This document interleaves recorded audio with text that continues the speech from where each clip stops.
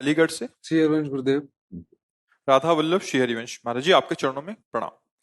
गुरुदेव भगवान, आपकी तरह अखंड ब्रह्मचर्य का पालन कैसे किया जाए, कृपया करके मुझे वो नियम बताएं। इसमें तो सबसे पहले भगवान की कृपा होती है। हमने तो जीवन में कृपा ही देखी है। जैसे माँ की सुरक्षा में, उसकी वात्सल्य में और उसके दुलार में ही बालक पुष्ट होता है, ऐसे ही अगर कोई भी साधना पुष्ट होती है तो उसमें भगवान की कृपा, भगवान का शासन, भगवान का दुलार। जैसे छोटा बच्चा कुछ भी खाने के लिए तैयार हो सकता है, उसको ज्ञान नहीं है, पर ये पूरी जिम्मेवारी माँ की है। वो दृष्टि रखती, अरे ये क्या खाने, दौड़ पड़ी, जल्दी से उसके हाथ से हटाकर उसको धो के बचा के उसको ले आए। ऐसे पहला पहला उत्तर कृपा, केवल भगवान की कृपा, उसी से पूरा।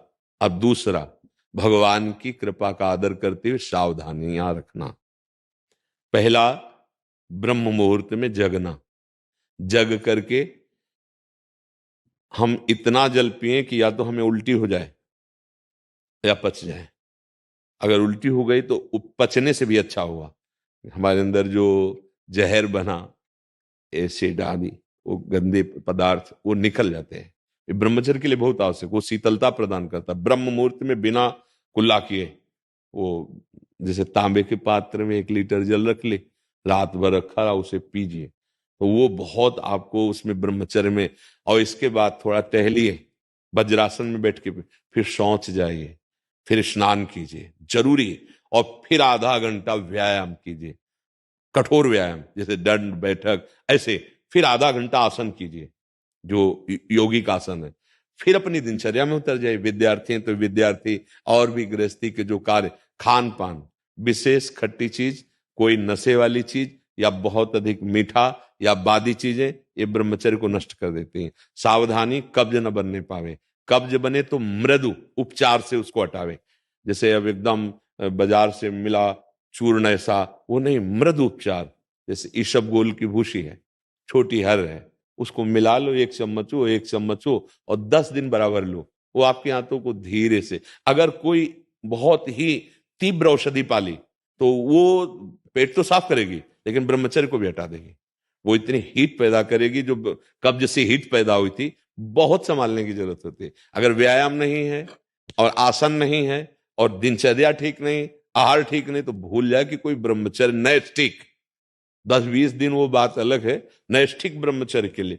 अब जो उसके विरोधी भाव हैं, जैसे मोबाइल है, उसे गंदी बातें देखोगे, कभी ब्रह्मचर्य नहीं रह सकते।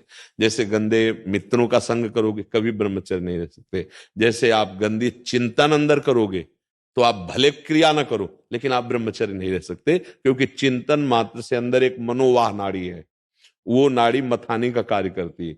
रक्त से मंथन करके वो उस जीवनी शक्ति को बाहर कर देगी, जिसे स्वप्न दोष आदि कहते हैं, वो इस तरह से नष्ट हो जाएगा हमारा चिंतन। तो फिर चिंतन करने के लिए इतनी सामर्थ्य है कि हम तत्व का चिंतन, भगवत, तो हम नाम जप करते हैं, राधा राधा राधा राधा नाम जप करते हैं, पवित्र भोजन पाते हैं, और कभी कोई कुसंग नहीं करते हैं। हमारा लक्ष्य बन जाए कि हम भगवत प्राप्ति करेंगे, तो नैष्ठिक ब्रह्मचर्य रह जाएगा।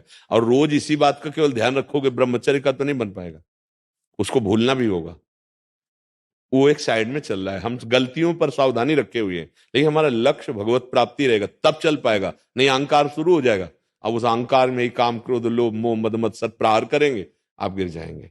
लक्ष्य भगवत, और बड़े से बड़े तप और साधन का विस्मरण, उसका अहम ना आने पावे, उसकी स्मृति ना आने पावे, तो फिर हम बहुत आजीवन चल जाएगा, ब्रह्मचर्य चल जाएगा।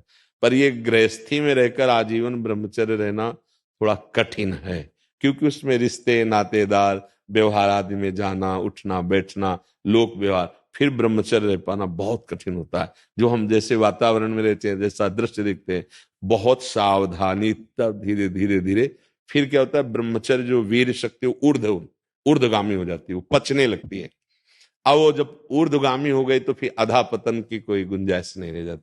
पर ये बहुत कठिन है, बहुत कठिन। तो जितना बन सके संयम से रहो, और अगर आपको लगे कि हमारा मन नहीं टिक पाएगा तो फिर ब्याह करके गृहस्थी में उसमें भी चला जाए तो भगवत प्राप्ति ही होती है। खास बात है भगवत चिंतन, संयम पूर्वक, जितना संयम अधिक से अधिक कर सको, और फिर नाम जप कर रहे हो तो भगवान कृपा करेंगे, वो कृपा करके हमारा मंगल कल्याण कर देंगे। समझ पा रहे हो जी?